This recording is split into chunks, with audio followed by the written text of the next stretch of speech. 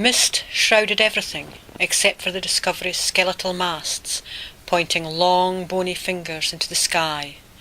It was an omen. He had come to the right place.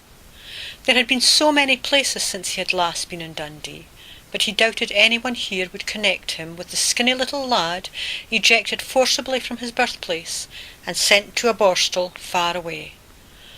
They were no longer known as borstals, though. Secure accommodation, that's what they called them nowadays.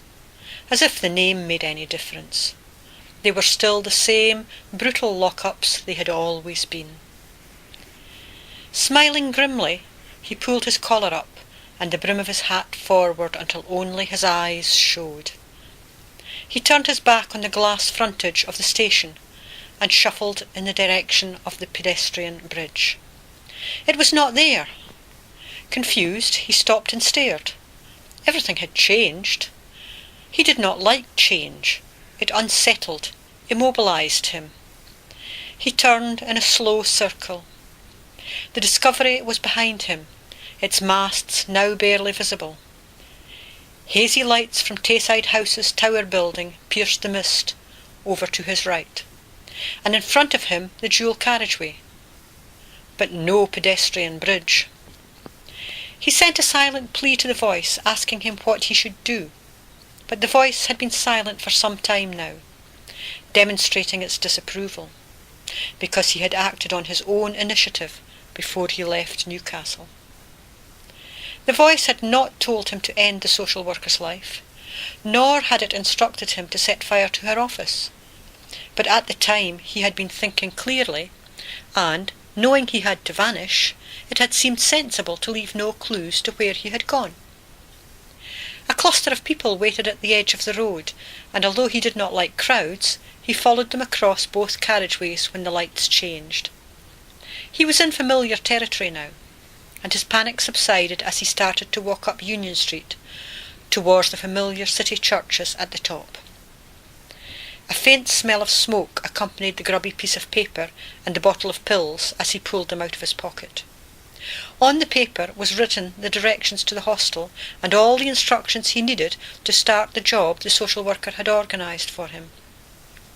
Dumping the pills in the gutter because he did not need them any more, he followed the directions on the paper. The hostel was no different from any other hostel. A grey, unwelcoming building, full of strange noises, strange smells, and even stranger people. He never felt safe in these places, but it would have to do until he found something that suited him better. That had been 6 months ago. 6 months of rest and regeneration, since the completion of his last mission in Newcastle. After it was completed, the voice had told him to return to his roots in Dundee, but ever since then the voice had remained silent. Despite this, his faith never wavered. He was convinced there must be a reason why the voice had guided him to this place. Over the last week he had been aware of his increasing restlessness. He was nervy and jumpy, forever fidgeting, unable to remain at peace for more than a few minutes at a time. This was a sure sign that the time was almost here. As the days passed, a fever engulfed him. His body burned and his skin itched. Insects burrowed below his flesh, eating him from the inside. Only one thing could quieten them, and that was the completion of his next mission. But though he continued to wait for instructions, the voice did not speak to him. The waiting was more than he could bear, and in desperation he followed several women, searching for the evil within them. But it soon became obvious to him they were not evil, only silly or misguided. Then he found this one. She was not silly or misguided, nor was there any other excuse for the bad things she did. But still he doubted, for although he had followed her every day for the past week and hoped she would be the one, the voice was silent. Tonight, after leaving the department store from the back entrance in the alley, she walked confidently towards the street, unaware she was being watched. He waited until she reached the street, then rose from the depths of his secret hiding place and followed her. When she arrived home, her house was empty. No husband waiting tonight. But the voice was silent and had not yet confirmed that she was the chosen one, and without the voice he could not act. He followed her again when she left the house later that evening. He watched as she visited the man. He heard the argument and saw the despair in the man's face when she left. And he was there at the end, at the killing time. And he knew that if it were not for the woman, the man would not be dead. Surely now the voice would come. It could not fail to see that this woman was evil through and through. "Where are you? Where are you?" The question echoed through his brain, although no sound issued from his lips.